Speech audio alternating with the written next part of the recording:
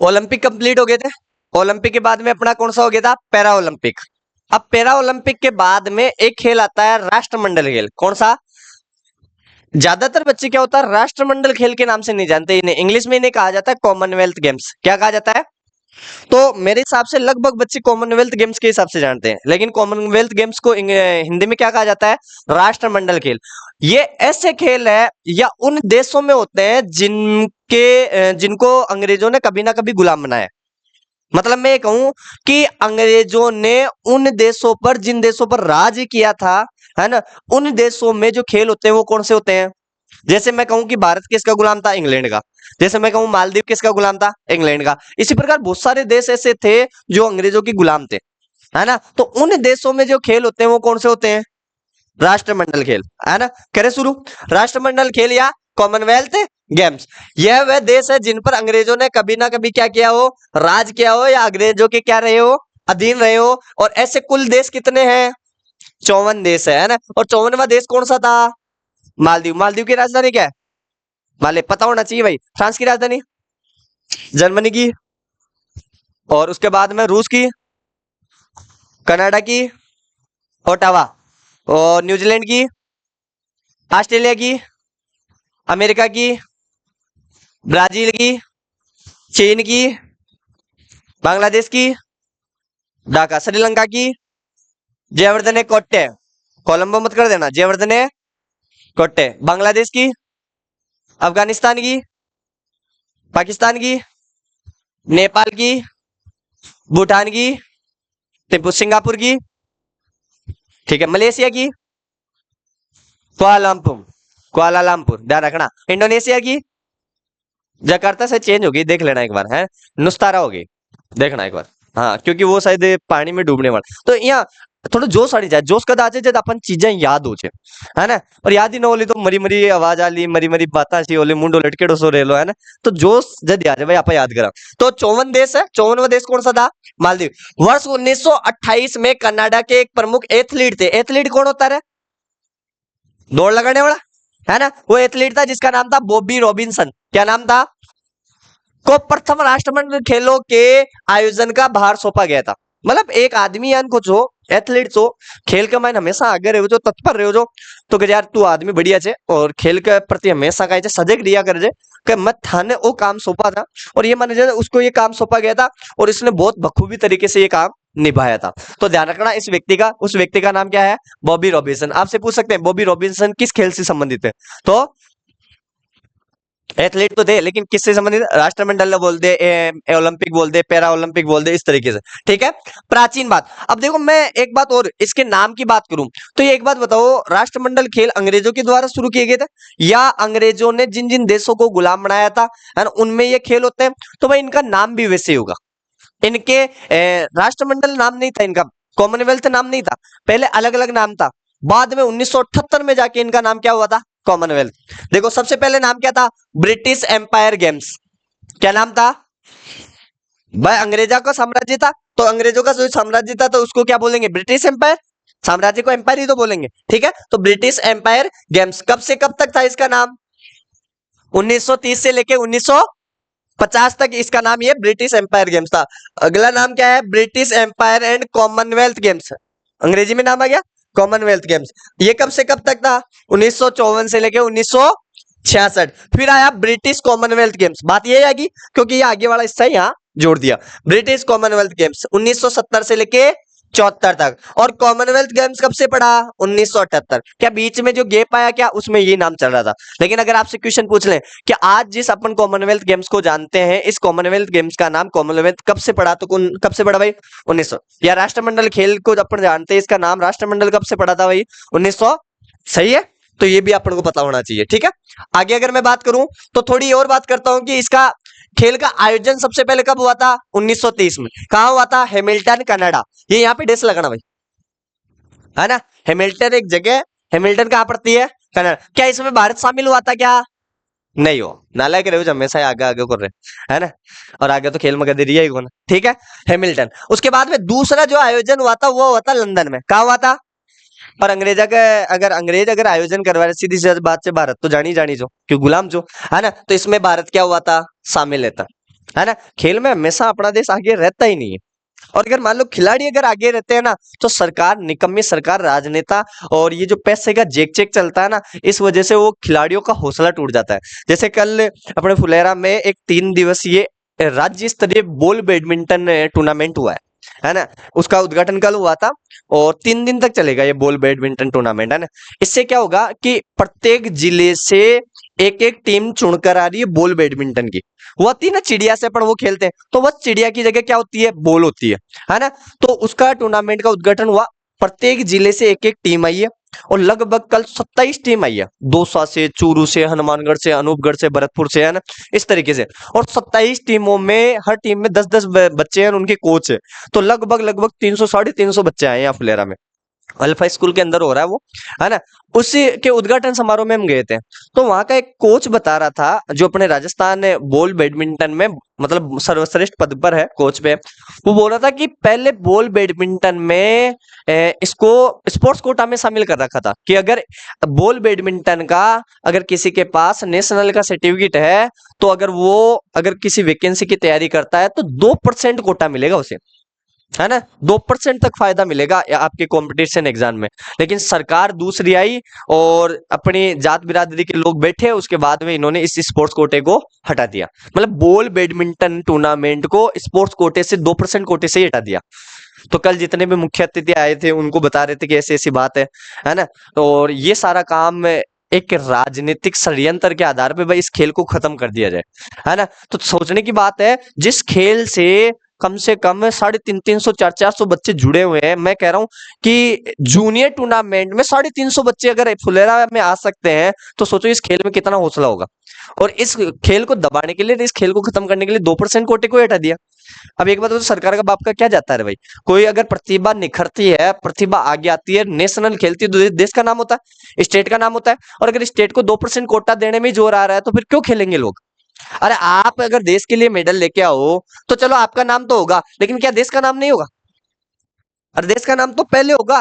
और देश का नाम होने से, देश का गर्व बढ़ने से सरकार को नुकसान क्या है, फायदा ही तो है। हाँ, आप ये कर सकते हो, मान लो अगर ऐसी दिक्कत होती है भाई, डायरेक्ट जॉब देने में दिक्कत आती है, तो एक छोटा एग्जाम रख लो। क्या दिक्कत है भाई, ऐसी दिक्कत आती है तो छोटा मोटा एग्जाम रख लो, लेकिन फायदा तो दो। क्योंकि वो बंदा मेहनत करके बहुत आगे तक जा रहा है। एक तो अपन सिंपल बंदे हैं जो मेहनत करना ही नहीं चाहे, यहाँ की यहीं बैठे रहे। एक बंदा जो यहाँ डेली मेहनत करने के बाद आगे जाता है स्टेट लेवल पे, स्टेट के बाद में नेशनल, नेशनल के बाद में इंटरनेशनल। वहां जाके वो मेहनत कर रहा है, पैसे खर्च कर रहा है, फिर जीत के आता है, फिर भी मान सम्मान नहीं है, फिर भी उसको स्पोर्ट्स कोटा नहीं है, फिर भी उसको जॉब नहीं है, तो फिर क्या ही मतलब है, फिर क्यों मेहनत करेंगे।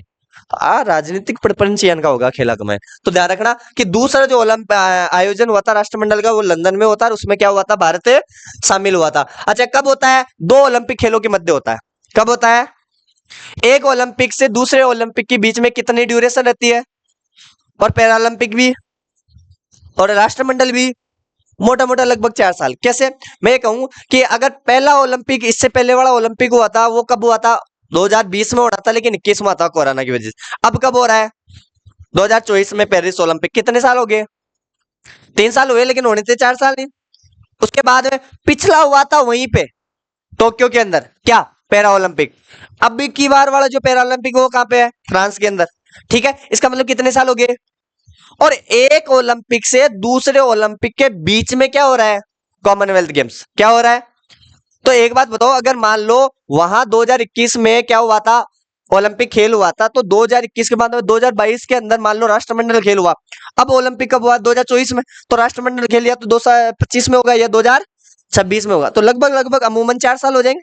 तो मैं कह सकता हूं कि 2 ओलंपिक खेलों के मध्य होता है, लगभग कितने साल में, ये लगभग बता रहा हूं, हो सकता है 3 साल में भी हो जाए, लेकिन 2 ओलंपिक खेलों के मध्य होता है, ध्यान रखना। ठीक है, मुख्यालय कहां पे है, कॉमन सेंस ही बात है। अपन राष्ट्रमंडल खेल पढ़ रहे हैं और ऐसे देशों की बात कर रहे हैं जो अंग्रेजों के अधीन रहे हैं, उन्हीं में होता है, तो उनका मुख्यालय होगा, तो कहां होगा, लंदन में होगा। ठीक है, सर्वाधिक मेजबानी कौन करता है भाई, ऑस्ट्रेलिया। ऑस्ट्रेलिया मेजबानी कर चुका है कितने बार, 5 बार।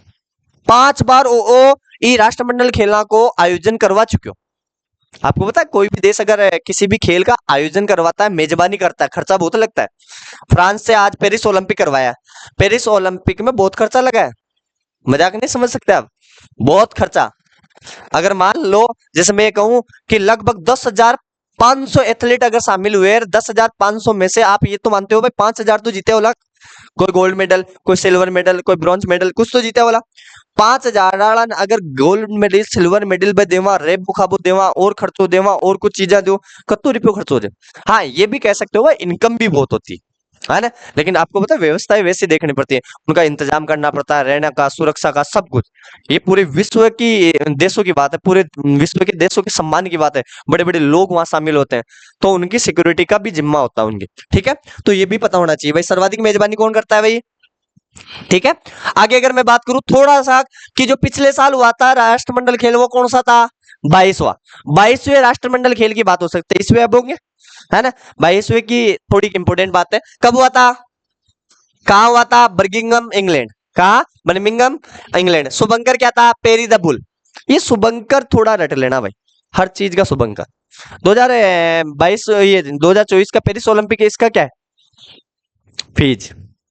फीज है या फ्रीज है, हाँ थोड़ा ध्यान रखियो, बोलो ठंडा कूलर वालों फ्रीज बताइए, है ना। तो पेरिदा बुल। उसके बाद में भारतीय ध्वजावाहक उद्घाटन में कौन थे, मनप्रीत सिंह और पीवी पीवी सिंधु किससे संबंधित है, और मनप्रीत सिंह, थोड़ा ध्यान रखनी, अगर खेला को पता होनी चाहिए। ठीक है, ध्वजावाहक तो आपको क्या पता याद हो, लेकिन उनका खेल याद नहीं हो, है ना।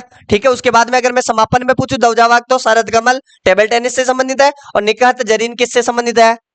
अब आपको ऐसा क्वेश्चन दे दे कि निकाहत जरीन किससे संबंधित है, आज तक आप नाम ही कौन सुने, और जब नाम ही नहीं सुने तो आपको खेल तो इंपॉर्टेंट ही होना अपनी नजर में। और क्या जी आप नाम याद कर ले तो खेल तो अपन का ही मतलब कि जी नाम याद होगा, अरे नहीं रे भाई, आपको नाम याद होने के बाद भी खेल पूछा जाएगा, तो ध्यान रखना।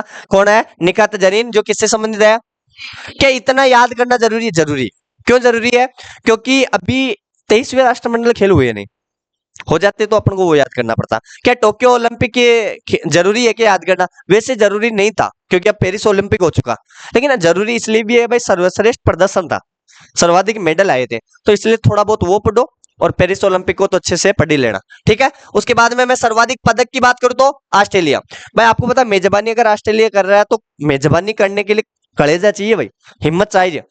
और अगर आपका कोई खिलाड़ी बढ़िया हो, यदि मेजबानी कर रहे हो, है ना, तो कितना पदक जीत चुके अब तक, 178। भारत का स्थान कौन सा था, चौथा, किसमें, 22वें राष्ट्रमंडल के, ये नहीं क्या ओवरऑल, है ना, एक माइन चौथा स्थान, जो कितना पदक जीता, 61। कितना जीता, 61। 22 गोल्ड, 16 सिल्वर, और 23 ब्रॉन्ज, कांस्य पदक।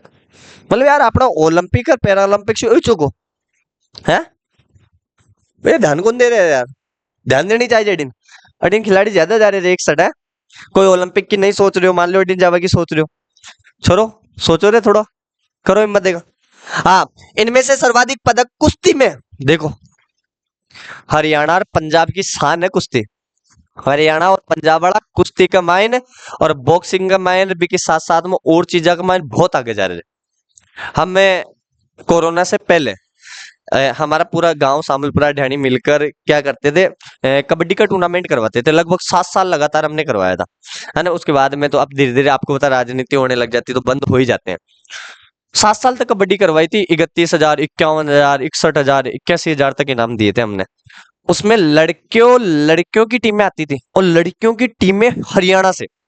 आप सोचो, हरियाणा एक अदर स्टेट है, राजस्थान एक अदर स्टेट है, हरियाणा से यहाँ बच्चियां आ रही है कबड्डी खेलने के लिए, क्या क्रेज है। राजस्थान वाले नहीं कहते ना कि कबड्डी खेलने के लिए हरियाणा जाओ, नहीं रहा पकड़ ले ला। और भी बात भी सही है, बार एक वो नए नए लड़की के साथ में बहुत दुर्व्यवहार हुए है ना, कोलकाता का माइन दुष्कर्म हुए थे। लड़कियां आज अपा बार कौन सा स्वतंत्रता दिवस मनाए, 78 78वें स्वतंत्रता दिवस, मतलब भारत देश को आजाद हुए 78 साल हो गए, तो भी लड़कियां सुरक्षित नहीं है, तो भी लड़कियां आज शाम को 7 बजे 8 बजे बाद में घर से निकलने को डरती है, अकेले घूमने को डरती है, बाहर निकलने के लिए पूछ कर जाना पड़ता है, बाहर निकलने से पहले, घूमने से पहले सोचती है कि यार हमारे साथ कुछ ऐसा तो नहीं हो जाएगा, और इसके जिम्मेदार अपन है।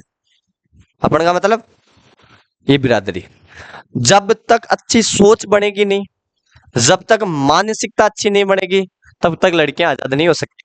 78 साल के बाद में भी अगर लड़कियों को घुट घुट कर जीना पड़ रहा है ना, तो लालच पुरुष प्रधान इस देश के ऊपर है, क्योंकि आज का जो समाज है वो है पुरुष प्रधान।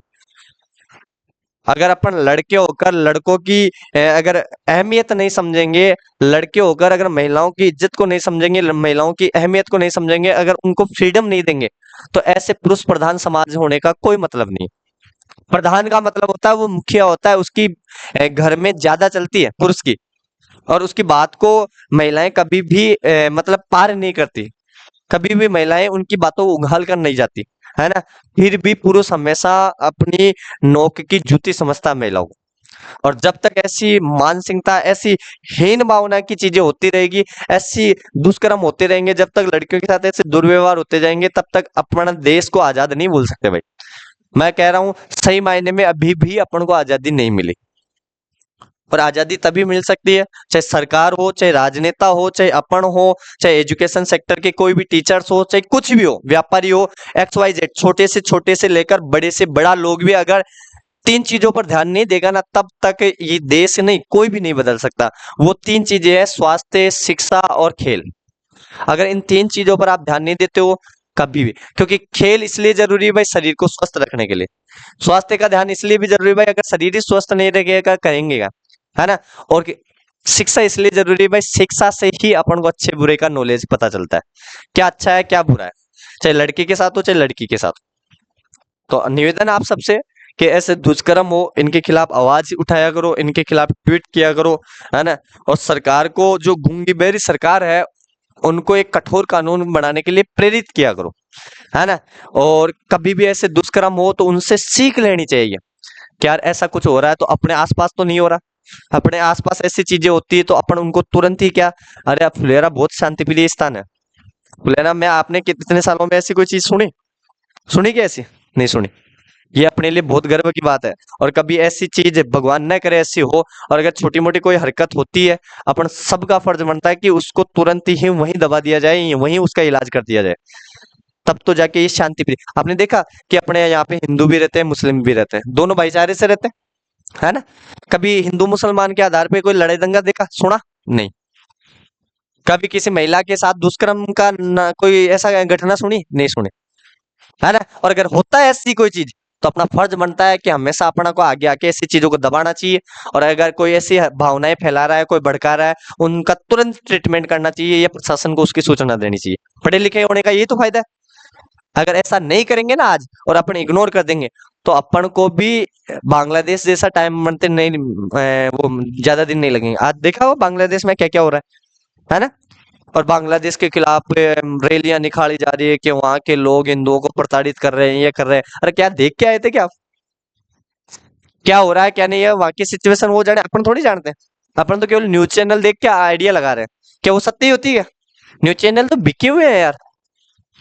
इसलिए कोई भी चीज पे सुनी हुई पे विश्वास नहीं करनी चाहिए, आंख देखी पर विश्वास करनी चाहिए, ठीक है। तो थोड़ा इनमें से ध्यान रखना। सर्वाधिक किस में आए हैं? कुश्ती में। कितने आए हैं? है ना, रवि दहिया है, बजरंग पूनिया है, और है अपने महिलाओं में कौन है? क्या नाम है, विनेश फोगाट है। और उसके बाद में एक और है ना, एक फोगाट और है ना। और वो दंगल फिल्म किसके ऊपर बनी हुई है? दंगल फिल्म किसके ऊपर बनी हुई है? गीता फोगाट, है ना। तो ये लगभग लगभग पहलवानी या कुश्ती तो थोड़ा आशु भी सीख लेनी चाहिए, है ना। आगे देखो, हाँ, प्रमुख खिलाड़ी वह खेल। अगर मैं ये कहूं सबसे कम उम्र की महिला जिसने पदक जीता है, वो कौन है? आ गई ना। मात्र और मात्र 16 वर्ष की आयु में 10 मीटर एयर राइफल के अंदर जीता था इसने। 16 साल की छोरिया, 16 साल की बाई, 12 जाए और मेडल लिए। और प्रत्येक करंट का एग्जाम में, मतलब प्रत्येक एक कोई एग्जाम से भी कमाइन करंट को एक क्वेश्चन बनाएगी बताई, सबसे कम उम्र में पदक जीतने वाली महिला वो कौन है? मनु भाकर है। और आई मनु भाकर जे काई जीत रहे बार, कौन सा मेडल? कौन सा मेडल? Bronze medal. और काई कमाइन? शूटिंग कमाइन। अब सोचो, और पेरिस ओलंपिक में, जबकि इको पहले भी क्वेश्चन आ चुके हो। हाँ, संकेत सागर किससे संबंधित है? वेट लिफ्टिंग, है ना, जिसे हिंदी में क्या बोलता है? हाँ, मेरा भाई चानू। हाँ, जानू कौन कह रहा हूँ मैं? चानू कह रही हूँ, चानू जे भाई, है ना। कही वेट लिफ्टिंग किसमें? भारोत्तोलन में। निकहत जरीन किससे संबंधित है? सुधीर पेरा पावर, है ना, पेरा पावर लिफ्टिंग से। ये सुधीर है ना, सुधीर, ये पेरा पावर लिफ्टिंग, यहाँ थोड़े अलग अलग नाम। एक तो निखत जरीन है जो किससे संबंधित है, बॉक्सिंग से। एक सुधीर है जो किससे संबंधित है, पैरा पावर लिफ्टिंग, है ना। अंचिता सेवली ये किससे संबंधित है, जेरेमी लाल निनुगा किससे संबंधित है, साक्षी मलिक, रवि दहिया, दीपक पूनिया। अब देखो ये आ गया, अपन रवि दहिया को और साक्षी मलिक को तो जानते थे, लेकिन दीपक पूनिया को नहीं जानते थे, और दीपक पूनिया को जानो तो बहुत बढ़िया। ये भी किससे संबंधित है, कुश्ती से संबंधित। ठीक है, आगे थोड़ा और देखें। विनेश फोगाट पहलवान, ये कुश्ती बातें की। ठीक है, भाविना पटेल, हाँ नीतू गंगास, गंगास से भाई कहे गंगास, किसे, अमित कंगाल, देखो अडिंदो गंगास और अडिन कंगाल, है ना। और देखो बॉक्सिंग, नवीन कुश्ती, एड्रोस पाल ट्रिपल जंप, बजरंग पूनिया, श्रीजेश और शरद मिक्स टेबल टेनिस। ये दो व्यक्ति हैं भाई, कौन कौन है, श्रीजेश और शरद। पीवी सिंधु, लक्ष्य सेन, और उसके बाद में सात्विक और चिराग। ये सात्विक और चिराग वाला पूछा हुआ है, अभी पूछा हुआ है, सात्विक और चिराग किस खेल से संबंधित है, तो किससे संबंधित है। मैं लगभग लगभग कोशिश कर रही हूँ भाई सारा खिलाड़ी उठा सकूं, भाई कोई क्वेश्चन रह नहीं चाहिए, खेल से क्वेश्चन आवे तो कोशिश भाई आप में से बाहर नहीं जाओ। ठीक है, उसके बाद में देखो, हाँ थोड़ा कॉमनवेल्थ गेम्स की इंपॉर्टेंट बात करा। अगर कॉमनवेल्थ गेम्स की अगर मैं बात करूं तो प्रथम पदक विजेता कौन है, राशिद अनवर। कौन है भाई, हाँ किससे संबंधित है, कब जीता था, हाँ प्रथम महिला पदक विजेता कौन है, अम्मी घिया। क्या नाम है, अम्मी घिया, है ना। और साथ में कौन है, कंवल सिंह। दोनों किससे संबंधित है और कब जीता था, महिलाओं में पूछे तो, है ना। साथ में एक पुरुष का भी नाम दे दिया, लेकिन महिला में पूछे तो। प्रथम भारतीय स्वर्ण पदक विजेता आया था कल, है ना, भाग मिल्खा भाग, है ना, 1958 इंग्लैंड। ठीक है, उसके बाद में देखो प्रथम भारतीय महिला स्वर्ण पदक विजेता रूपाउन कृष्णन। क्या नाम है, अब सोचो, यहाँ तो देखो यहाँ है तो महिला पदक विजेता, पदक का मतलब वो गोल्ड हो सकता है, सिल्वर हो सकता है, ब्रोंज हो सकता है, लेकिन यहाँ पे सीधा सीधा क्या पूछा है, स्वर्ण, गोल्ड, है ना। तो गोल्ड कौन है, रूपाउन्नी कृष्णन। कब, 1998 की कोई इंपॉर्टेंट बात भी चाहिए, 1998 कहीं कौन इंपॉर्टेंट, थोड़ा याद करो देखा। पोखरण परमाणु परीक्षण 98 में हुई जो, फिर कद हुई जो, 94 में हुई जो, 99 कारगिल, 98 में काम शुरू हो जो, कारगिल युद्ध 1999 बी टाइम। पोखरण परमाणु परीक्षण एपीजे अब्दुल कलाम के समय, है ना। अच्छा वो वही जो कि वो साइकिल के ऊपर परमाणु बम ले गया था, वही जो। सोचो आप साइकिल पर परमाणु परीक्षण करे, साइकिल पर। और आज अपन कन काय आज अगर आप रॉकेट लॉन्चिंग ने लेट जावा से तो अत्ता बड़ा बड़ा यंत्र था अपन कन, और पहली साइकिल के ऊपर। सोच भाई बात आप साइकिल से खटे पहुंचा था, मैंने तो करे जा यार, है ना। अपन ये कह सकते हैं दूसरे देशों के मुकाबले अपने इतने आगे नहीं बढ़े, लेकिन बढ़ना चाहिए, और बढ़ना क्या, क्योंकि साइंटिस्ट बढ़िया जो वैज्ञानिक जो बन तो ले जाते नासा, इसरो में कोई बचेगा ना, इसरो में आज जुगाड़ी आदमी, तो मैं जुगाड़ करेंगे। ठीक है, हाँ 1938 सिडनी ऑस्ट्रेलिया की कॉमनवेल्थ गेम्स में प्रथम बार महिलाओं ने क्या लिया था। मुझे बताओ कि ओलंपिक खेलों में पहली बार महिलाओं ने कब भाग लिया था, सन 1900 में, सन 1900 के अंदर। और कौन की महिलाओं ने, होशियार होगा रे यार थे तो, अरे रे यार मतलब लाल तू बता, सही थी क्या बात, विद्या की सोना तन का ध्यान भाई यार, चल बता। क्या राष्ट्रमंडल खेल में पहली बार महिलाओं ने कब भाग लिया, राष्ट्रमंडल खेलों में, कॉमनवेल्थ गेम्स में, 1914। आगे तो बढ़ाई हो रहा आई रही देख आई तो बढ़ा रही हूँ।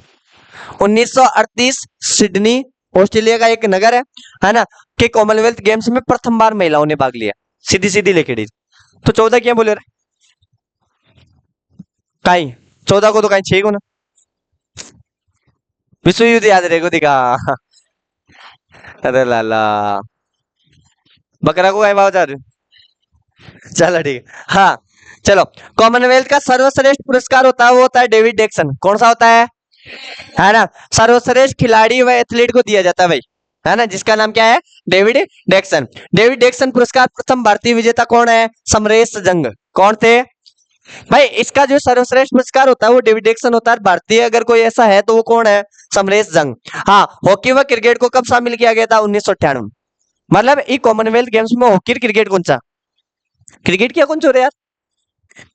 मतलब अगर भाई इंग्लैंड वाला क्रिकेट में माहिर था जो बेटा शामिल कौन करवाया दिखा, क्या नहीं क्रिकेट अगर शामिल करवा तो इंग्लैंड वाला ही जीत जा लग है ना। क्योंकि आपको पता है कि इंग्लैंड के अंदर क्रिकेट की शुरुआत हुई थी एक तरीके से, और अपने भारत में पहला पहला मैच हुआ था, उसके ऊपर फिल्म भी बनी हुई लगान। देखिए क्या लगान, मैं दिखाई जो शायद कौन दिखाएगी, ओ मितवा कहीं गानो अजय। ठीक है, आगे देखो, एशियाई खेल, कॉमनवेल्थ के गेम के बाद में कौन से हो जाते हैं, एशियाई खेल। एशियाई खेल की बात करूं तो प्रथम आयोजन कहाँ हुआ था, दिल्ली। कब हुआ था, 4 मार्च 1951, है ना। ये नई दिल्ली, चल छोड़ो, ये नई यहाँ आ गया, यहाँ आना चाहिए था, ठीक है, नई दिल्ली बोल सको आप। दूसरा आयोजन कहाँ हुआ था, मनीला। कब हुआ था, सबसे ज्यादा बार एशियाई खेलों का आयोजन कहाँ हुआ है, बैंकॉक। किसकी राजधानी है, थाईलैंड की, सच्ची में। बैंकॉक घूमबा के लिए कौन कौन की इच्छा है बैंकॉक घूमबा की, जानो को ना। अच्छा बैंकॉक में क्या हो जा रहा है सबसे ज्यादा, हाँ, बावड़ा चुकी, सफेद हाथियों का देश लाओस है।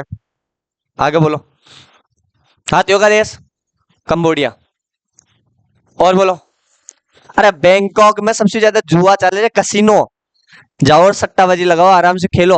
अरे राहुल जी सोच रहे भाई अब तो मैं जैसी हूँ, है ना, फीसा हो तो ही जाए बैंकॉक में, है ना। भाई बठीन आराम से बड़ा बड़ा यहाँ बे चलता रहे बार, बड़ी छोरिया नाचती रहे और अड़ी यहाँ उड़ी आराम से लागता रहे सिक्का। हाँ, राहुल कह फिर तो डांस देख रहा छी, हाँ ठीक। हाँ, 20वें एशियाई खेल कहाँ हुए थे, जापान में। कब, है ना, अरे सॉरी सॉरी, 20वें एशियाई खेल 2026 में होंगे, नगोया जापान में। ये थोड़ा सही कर लेना, यहाँ आना चाहिए, नगोया जापान। 21वें एशियाई खेल कब होंगे, 2030, दोहा या रियाद, जो कहाँ पे है, कतर है, सऊदी अरब। ये कतर यहाँ पे कोमा लगा देना, ठीक है। दोहा या रियाद कहाँ पड़ता है, कतर में, जो सऊदी अरब के अंदर। तो 20वें 21वें ध्यान रखना, 19वें हो चुके, है ना, तो 20वें 21वें ध्यान। प्रथम व दूसरे एशियाई खेलों में 3 वर्ष का अंतर था भाई। प्रथम व दूसरे एशियाई खेलों में कितने वर्ष का अंतर है, 3 वर्ष का। गोल्ड जीतने वाली प्रथम भारतीय महिला कौन थी, पहलवान विनेश फोगाट। अभी नाम चर्चित था, देखो कत्तो सम्मान हो जा बधु विनाश विनेश फोगाट आगे सम्मान सम्मान हो कौन हो थे अपडेट तो किया मोदी जी कहीं कराया, मोदी जी तो करा दिया। चलो देखो, हाँ, तो ये कौन है, विनेश फोगाट। आयोजन ओलंपिक काउंसिलिंग ऑफ एशिया द्वारा। अगर आपसे पूछे एशियाई खेलों का आयोजन कौन करवाता है, तो ओलंपिक काउंसिलिंग ऑफ एशिया। अरे मोटा मोटा ये ध्यान रखियो, एशियाई खेलों को आयोजन का दो 4 मार्च 1951। दूसरा आयोजन का दो, पहलो तो नई दिल्ली के अंदर और दूसरों का दो। और एक ध्यान रखियो, प्रथम और दूसरो जो खेल चो बिकमान कितना साल को अंतर जो 3 साल को, कितना साल को, थोड़ा वो ध्यान रखियो। और का ये ज्यादा इंपोर्टेंट को ना, वो कारण 20 मोल और 26 तक आप बेटे थोड़ी रहा नौकरी लगेला आप सारा का सारा, है ना, कौन पड़ा आप। अरे लगेला को लगेला, जोश को ना भाई, को लाग सको फिर, जोश ही होना, आवाज आनी चाहिए बुलंद तरीका के, इको मतलब 26 तक अड़े रहे वाला। बहुत बढ़िया, गणपत गुरुकुल नहीं फायदा हो। हाँ बेटे रहो। मुख्यालय कहाँ पे है, मुख्यालय भाई कुवैत। कुवैत कहाँ है, सऊदी में। कहाँ पे है, कोई का पापा की जी, तेल चे भाई खूब सारो। मैं मान रहा है आई का अरब देश का मन चार तेल भरी है, पानी मंगवा छे, तेल बेचे छे, पानी आयात करे छे, सोचने की बात है। हाँ, प्रथम स्वर्ण पदक भारतीय विजेता कौन है, सचिन नाग। अच्छा सचिन बाद नहीं, तेंदुलकर की बात कौन कर रहे हो मैं, नाग, नाम में देखो नाग, किससे संबंधित है, तेरा की, बी कंबाइन में नाग की जावनी लपेटा खा जाए 1951। प्रथम स्वर्ण पदक विजेता भारतीय महिला कमलजीत सिंधु। कमलजीत दौड़ के अंदर है, एथलीट में 1970 के अंदर, ठीक है। प्रतीक चिन्ह क्या है, ददसुरु, चमकता सूर्य। ददसुरु का मतलब क्या होता है, हाँ, जनक कौन है, गुरुदत्त सोधी, जो कहा के थे। नारा क्या था, डाइवर्सिटी साइंस सिंस हियर, ये है, ठीक है। आदर्श वाक्य क्या है, ever onward by PT Nehru, Pandit Jawaharlal Nehru, है ना, एक तरीके से पीटी नेहरू ये हो, ठीक है। आलो साहब, वो एक आदर्श वाक्य भैया, नेहरू जी जाने कौन है, जाने वाला आदमी नेहरू जी के बारे में पूरा कौन बोले। नेहरू जी की बहुत बढ़िया पुस्तक है डिस्कवरी ऑफ इंडिया, पढ़ियो एक बार, या आजादी के बाद का भारत, एक बार पढ़ जो, है ना, थोड़ा पढ़ जो भाई नेहरू जी के बारे में। और नेहरू जी का सोच रखा था अपना देश का बारे में, है पता चल लो भाई। 1962 तक आगा आता था, आप बहुत आगे बढ़ गया था, है ना। और लगभग लगभग बाकी देश से किसान ने और उद्योगा ने सशक्त करवा की, तो थोड़ा आप पर भी ध्यान दीजिए, ठीक है। थोड़ा आगे चला, हाँ ये तो कल पढ़ेंगे, ठीक है।